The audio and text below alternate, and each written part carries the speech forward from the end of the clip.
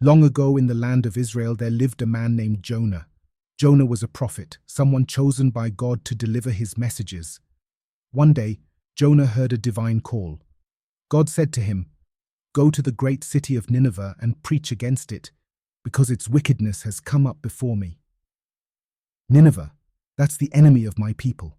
How can I possibly go there? But instead of obeying, Jonah decided to run away from God's command. He headed to the port city of Joppa and boarded a ship bound for Tarshish, the opposite direction of Nineveh. Jonah thought he could run from God, but God had other plans. As the ship sailed into the open sea, a fierce storm arose. The sailors, terrified, began praying to their gods and throwing cargo overboard to lighten the ship. Meanwhile, Jonah was asleep below deck. Jonah knew the storm was his fault. He told the sailors, "I'm running from the Lord. Throw me into the sea, and it will calm."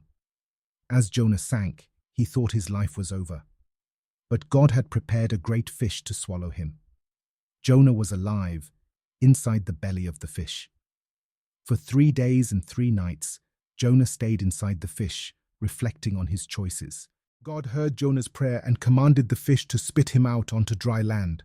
Once again, God said, "Go to Nineveh and proclaim my message." This time, Jonah obeyed. Nineveh was a massive city, full of people who had turned away from God. Jonah entered and began to preach. Jonah, shouting, 40 more days, and Nineveh will be destroyed." Jonah's message spread like wildfire, and the people believed him. From the king to the commoners, everyone repented and turned to God. The king of Nineveh took Jonah's warning seriously. He stepped down from his throne, removed his royal robes, and put on sackcloth as a sign of humility.